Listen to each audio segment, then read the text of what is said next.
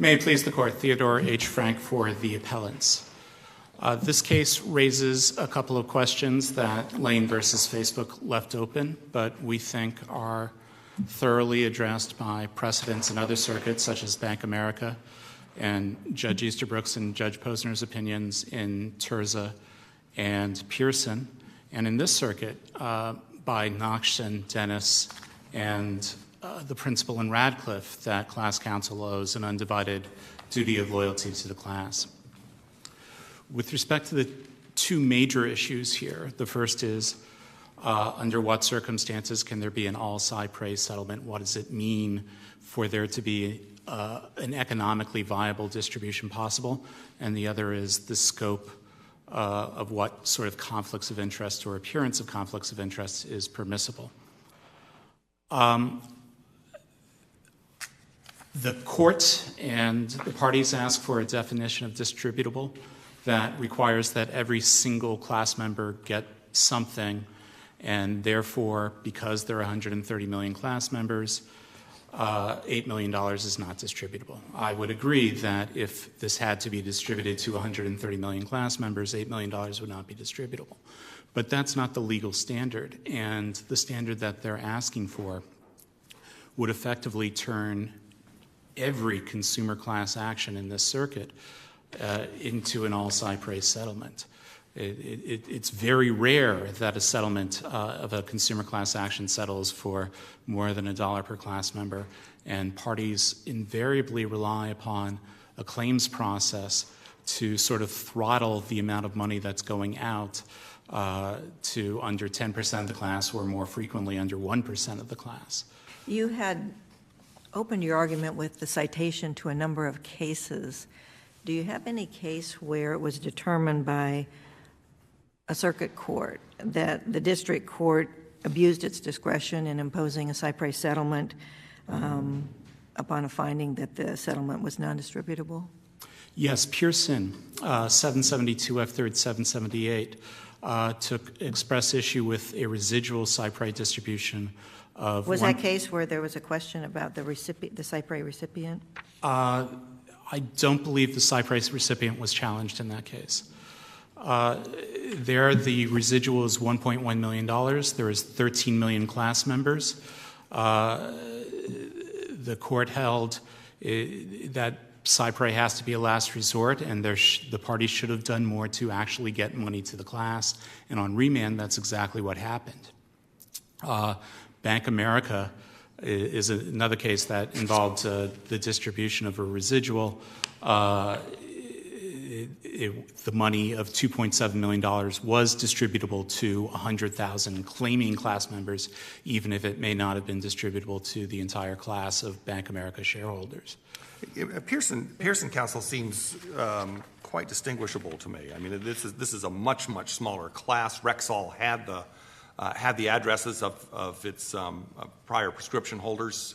It knew how to find them, and if they wanted to send them a $3 coupon, it could have sent them a $3 coupon. That just doesn't seem close to what we've got here. Well, it's still, even if you just look at the identifiable class members, it was 3.7 or 4.7 million class members, and 1.1 million divided by 4.7 million class members, you're still $3 coupons would only get you less than 6, 7, 8, 9% of the class there. And again, is it economically viable to distribute money to 130 million class members if you have a claims process or even a lottery process? And admittedly, no court has actually done that yet. But the fact of the matter is, Fraley versus Facebook was 130 million class members, and they figured out a way to get millions of dollars to the class. And in fact, the number of claims was so small that they increased the distribution from $10 to $15 and still had money left over. Now, that was a $20 million fund versus an $8 million fund, but that still raises the possibility of distributing $6 or $7 million here. And again, So what is it you think the district court should have done here? The district court should have rejected the settlement as inappropriate under 3.07. It does not meet the standards of 3.07 because it was economically viable to do some sort of distribution to the class. And even if... And how should we have done that? I'm sorry? How should we have distributed some money? I mean, the money is to be determined, so the amount, but how should you have contacted 130 million You people? create an $8 million common fund. You have a claims process, and you can... Okay, tell me what that claims and process how much looks is that like. going to cost? Well, it costs $1 million to do the settlement administration in this case without any distribution. It's hard to see why it would need to cost $1 million. I'll be really specific with my question. I've tried to give it about 3 times. I'll do it again. I apologize if I missed it. How do you contact 130 million people? The same way they contacted them to notify them of the settlement. You send them an email. The class got notice here. They got individualized notice. Your questions so far have been going to one point, but there's another area in here that I'd like to have your view on, and that's how the money was sent, that is, who the recipients would be under Cypress. It's clear there was a connection between the plaintiff's lawyers and the individual recipients. When there's something as clear as that, usually there's a record made to make sure that the proper people have been, or proper institutes. I don't see any place where there's been a record made. The judge had a conversation, but I didn't see any declarations. I didn't see any testimony. Was there any? There was not. They made a purely legal argument, and on appeal they've introduced hundreds of pages of new record evidence regarding the grant proposal, but we would argue that a grant proposal does not protect against this sort of conflict of interest. It's exactly the sort of conflict of interest. It's precisely the conflict of interest criticized in Nash and class counsel giving money to the alma mater. And I think by the negative pregnant of what they argued below, and by the recent 28J where they identified the Google cookies settlement where no money went to Chicago Kent because there weren't any attorneys who had gone to Chicago Kent in that settlement, sort of shows what was going on here. It's the type of thing, it seems to me, when it's raised, needs to be taken care of at the district court level. When it gets to us, it just looks odd. What do they call it? The smell test or something. You wonder how the district judge made the determination that there was no influence by any of the plaintiff's lawyers into the determination of the recipients. And without any record, I just don't know how you make that decision. Well, there are 2 problems with the district court's reasoning. One, they improperly put the burden on the objectors to prove what was going on in the heads of class counsel, even though the burden rests with the moving party, as cases like Pampers and other cases we cited hold. And 2, the court reasoned, well, some of the people in this settlement had connections to Harvard, but not all of them did, and because it was a negotiated settlement, the presence of non-Harvard people and non-Chicago Kent people in the settlement negotiations immunized the selection.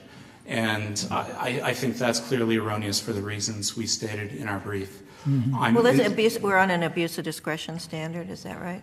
We are under an abuse of discretion standard, but applying the wrong standard of law is an abuse of discretion, and we make that argument. And I think the district court did abuse its discretion given the negative pregnant of the relationship of the parties and the failure to apply the right standard. Let me just tell you one of my problems with the claim that there is this relationship. I mean, it's not random that these particular universities were chosen because they have the kind of centers that are relevant here. And of course, given the number of lawyers that have gone to some of these schools like Stanford and Harvard, et cetera, I mean, I think that simply saying because somebody was your alma mater, I don't see how that's enough of a connection to be viewed as a conflict.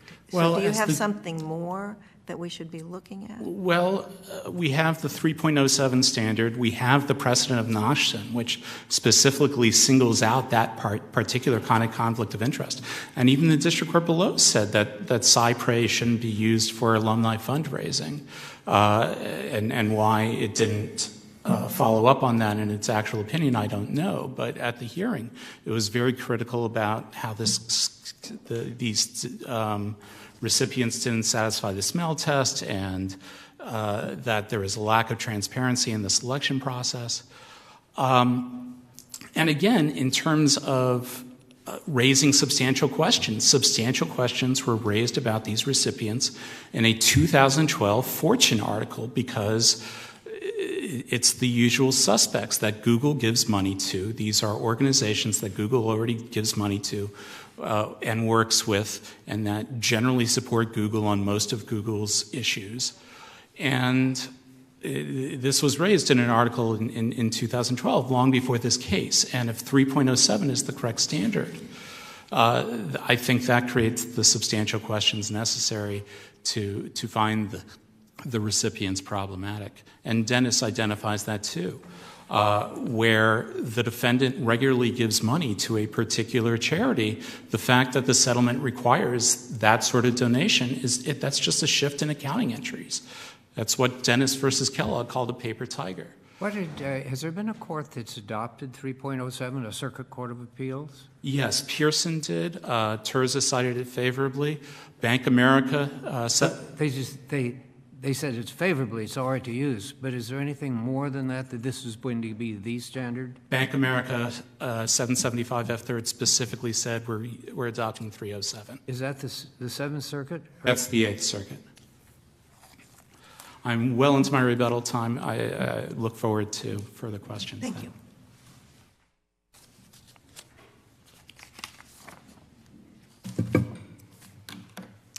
May it please the court. Good morning, Your Honors. Kassra Nassiri for Plaintiff Appellee. I'd like to pick up where the conversation just left off. Oh, by the way, I'll be taking about 7.5 to 10 minutes, and then Mr. Falk will stand up. Judge Wallace, you asked whether there was a record that pertained to the alma mater question, and I'd like to direct you to excerpt on pages 6 and 49. Both myself and Michael Aschenbrenner submit declarations saying that, yes, these law schools were our alma maters, but that we had no current affiliations with the law schools or the centers within them. Yeah, I understand that.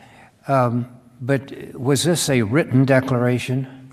Yes, it or was, or a stated declaration? It was both, Your Honor. We submitted written declarations on final approval, and at the fairness hearing, Your Honor, I believe I also stated it orally, but they are written declarations under penalty of perjury. Okay, so which have not been challenged, Your Honor. Well, it's been challenged since that you say there's no current. You make the statement there's no current connection. It specifically does not cover past contacts. And I'm just wondering why there was not more done by the court. This is very important, millions of dollars at stake, and they just seem to go to alumni of counsel. I'm not saying that's wrong. I'm just saying there should have been more of a record by the district court. So, Your Honor, if I may, the record before the district court, first, as Judge McEwen recognized, even the district court called these recipients the usual suspects. This is a relatively narrow field populated largely with law schools and centers within law schools that can do the kind of work in the privacy field that have a track record that's required under this court's precedent. So there aren't that many to choose from to begin with. In addition to that, Your Honor, I don't find a conflict between ALI 3.07 and this court's standards.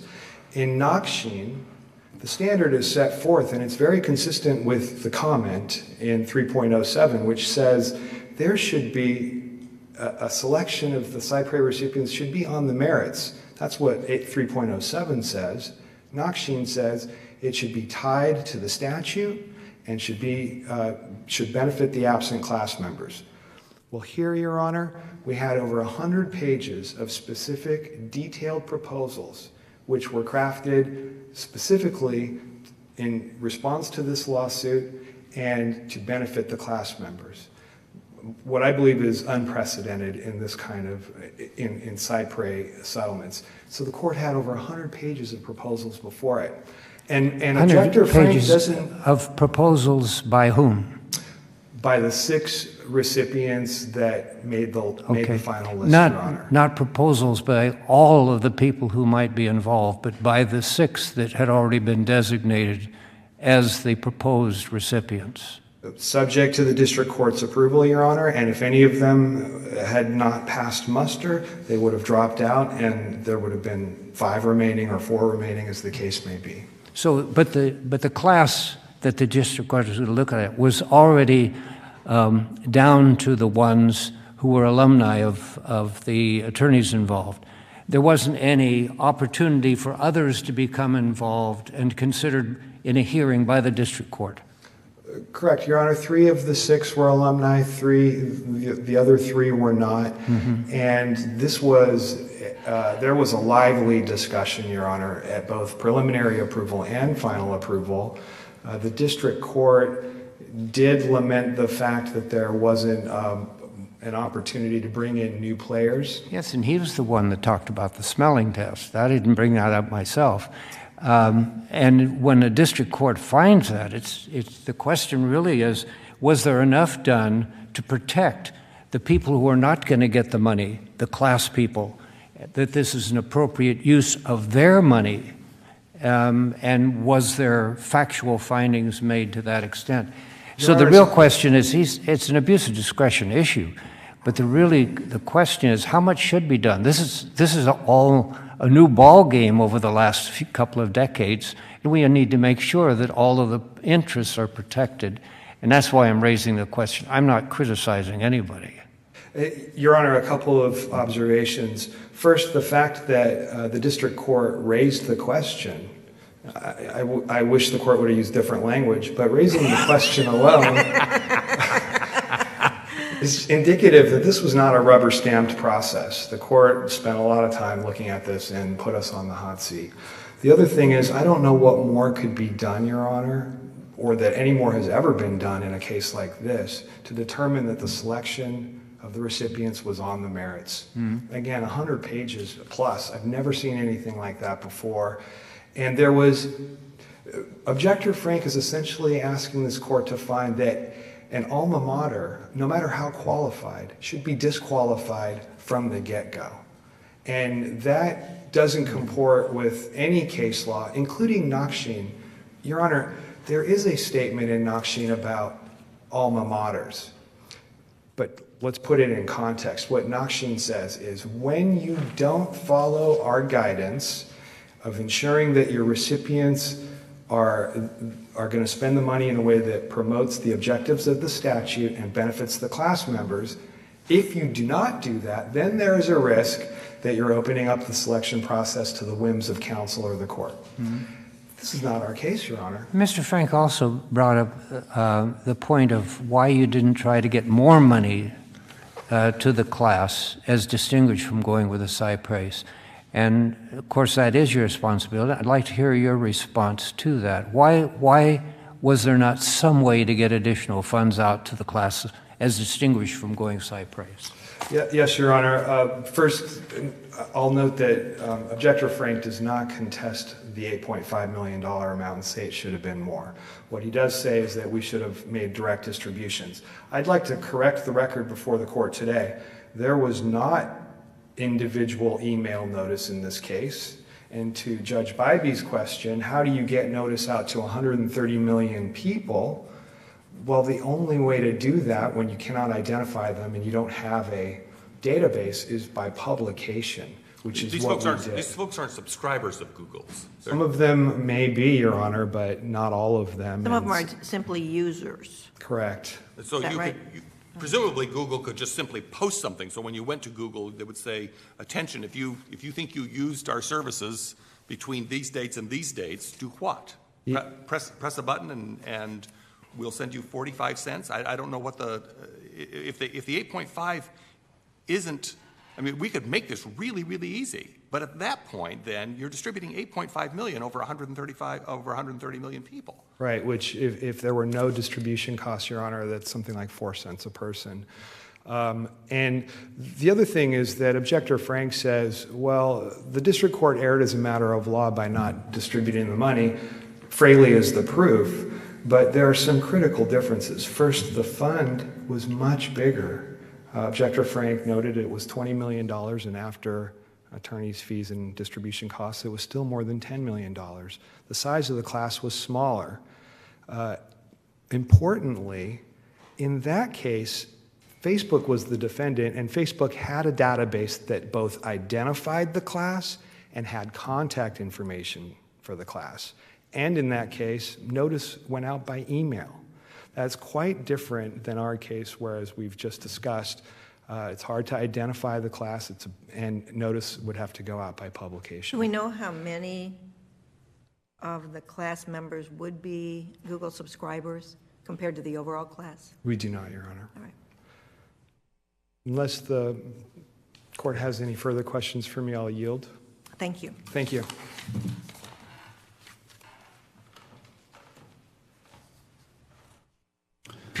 Morning, Your Honor. Donald Falk for Google.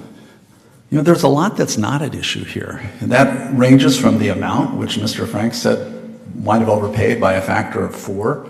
The grave risks, most important here, I think, are the grave risks about standing, liability, class certification, and damages, the very circumstances that make this the type of case where cypre relief is particularly appropriate. It is not a case where you have a record of individualized injury, in fact, and class-wide provable injury. You have a situation where that was one of the most hotly contested issues in the case, was whether anyone had been hurt by this at all. Now, there are grave risks. If plaintiffs, ran the table on all these issues, you're looking at a lot of money. But it's a risk that a defendant and a plaintiff have to be able to compromise in some sensible way. And in this case, this is not, the run-of-the-mill case, but in this case, where you have exactly those risks to be compromised, it makes particular sense, and there is less of an issue with individuals who are actually provably hurt being somehow shorted. Now, I think one of the ways you can know this is the remarkably low opt-out rate here of I think, 13 as opposed to several thousand in Fraley and Lane. It doesn't prove everything, but it does indicate that there aren't a lot of people out there who thought they were hurt and weren't going to be compensated. And that, I think, is a big difference. I mean, Lane, people's personal purchases were put up for all to see. You knew you had at least some people there that were really hurt. You don't have that here. It's also, I don't think, reasonably disputable that the distributees here, the recipients, were targeted in a way that would ensure that their funding responded to exactly the harms that were alleged here. We don't think they can be proven. Plaintiffs think they can be proved. But we're clear on what was alleged here, and it had to do with privacy. And it also had to do with internet privacy in a way that is responsive to education. And I'll explain why. The whole theory of this case was that people were entering things in their search field that, if you follow a long enough causal chain, would reveal things about them that maybe they didn't want to be revealed to the people that, on whose sites they clicked. And if you learn that, that's a risk, then maybe you don't, put your name, your social security number, and a bunch of other data in a search field, at least without taking additional precautions to make sure that data isn't transmitted. And those precautions and the information about them are part of the injunctive relief here. Now, Mr. Frank would replace programs that really come at this issue, this privacy issue, the specific issue here, from several directions, from education, from policy research, looking what kind of legislation will work, and even technical research. Carnegie Mellon's proposal, which is in the supplemental excerpts, and those, although Mr. Frank derides those, the court read them. He said so at the page 44 of the excerpts, and they are what really limit what can be done and ensure that what is being done here is particularly responsive to what the class is interested in and what the statutes are supposed to protect. But the question is who can speak for the class. Now, the attorneys, the plaintiff's attorneys at this point have already gotten their fee. They're not going to make any more money by this process. Google has made a determination how much willing to pay. So they don't have a particular responsibility to the class. There are ways of doing it, appointing separate attorney for the class and let that attorney objectively take a look at it. There's a lot of money in the pot. So what I'm suggesting as a question that we have to answer, was enough done here to be sure that the class whose money we're using got to the right place and was not interfered with by the people who are paying or the people who are receiving.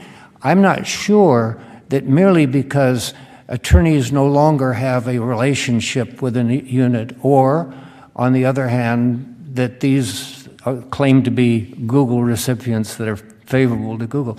I'm not sure without some type of independent hearing that we're really protecting the people whose money it is.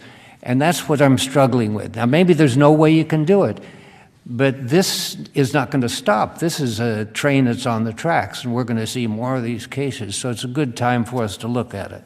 I agree and with that. I'm not being critical of anyone, you understand. I'm trying to look at fairness in the process. Well, it's your job to be critical sometimes, Your Honor, so I don't mind your doing that. But I think the record here, the applications here, are in much greater detail than, certainly Lane, where you had a one-sentence mission statement, and that was it. That was it. We didn't know where the money was going. We just knew there was a one-sentence mission statement that might connect to the donations to the recipients, to the class. But my problem here is that it's the attorney for the plaintiffs and the attorneys for the defendants that are bringing the proposal in.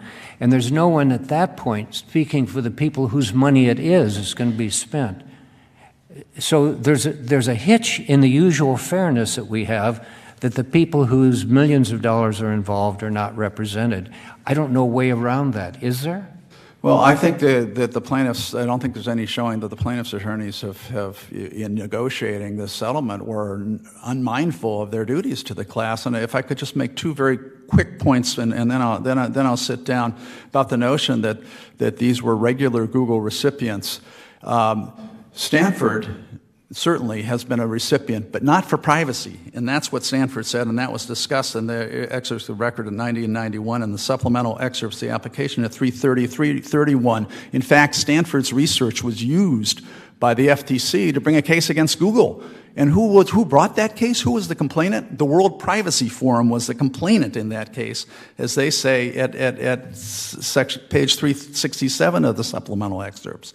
The others at pages 257, 283, 293, and 313, the largest donation to any of the other four recipients was about $300,000. Now you're looking at $1 million tailored to privacy. That's not an accounting entry. I think the objection here shouldn't be, and if it is, it would be misplaced, that the directed funds didn't have a direct relationship to the subject. That seems fairly clear here. It wasn't just a donation to Stanford, some kind of fund. It was to a specific center at Stanford or to the Berkman Center, et cetera.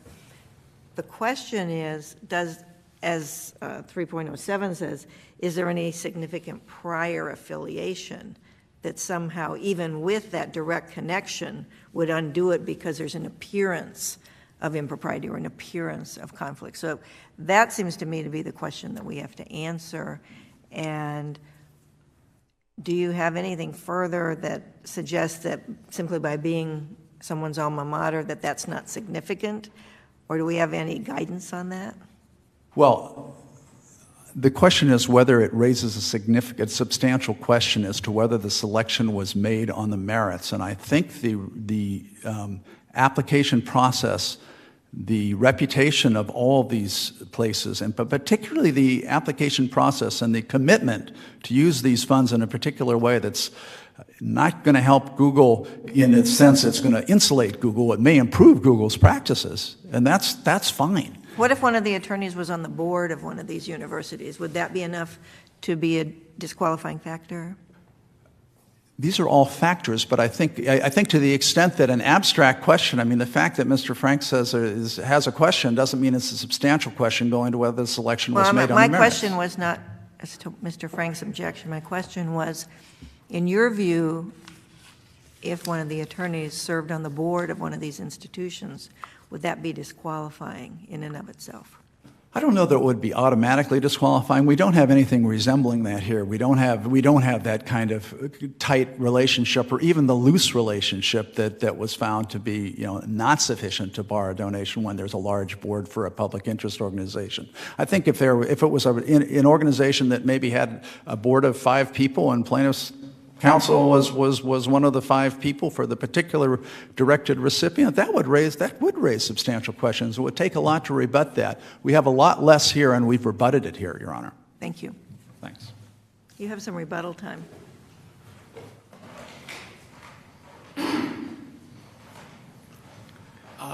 To open with, this court has repeatedly rejected an ascertainability requirement for class certification. It's perfectly okay for class members to identify themselves with declarations or statements under penalty of perjury.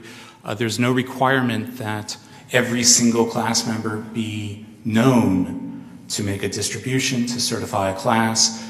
The Third Circuit makes that requirement. This court rejected it repeatedly in a variety of 23F cases. So the idea that, well, we don't know who the 130 million people are doesn't excuse the possibility of a distribution. And they acknowledge under Fraley that they're able to distribute $15 per claiming class member with a $15 million fund. So you have a $6 million fund here, distribute $6 per claiming class member, or something that would be pro rata after $1 million or so of, and if you have an online claim process, it would be clearly less than $1 million. To do that. I apologize on confusing Google cookies where I did get individualized notice with this settlement where I did not. But the fact that there was publication notice and the court found that satisfied due process, there's no reason that same sort of publication notice would not satisfy a claims process. I very much am interested in answering questions you might have. No further questions? I want to throw in one other point then, that Google makes the argument in its brief that they would have preferred giving the money to the charities rather than giving the money to the class, and that's the whole nature of compromise. But I think that just goes to show that this is not worth $6 million of Cypre is not $6 million of benefit to the class, especially since class member or any individual benefits whether or not they're a class member, whether or not they've opted out. In fact, the rational thing for a class counsel looking out for the interests of the class members would be to instruct every single class member to opt out, because then they keep their claim, whatever it's worth. Google says it's feeble, and it's certainly settled for a feeble number, though the attorneys got 3 times their lodestar for a feeble case. But I forgot where I was going with that. But in any event, I'm happy to answer any other questions you might have. I think that we've exhausted our questions for all counsel. So thank you very much. And the case of Gauss versus Google is submitted. Thank all counsel for coming and for your arguments today. Yeah, good arguments. We have one last case on the calendar, Padilla Ramirez versus Bible.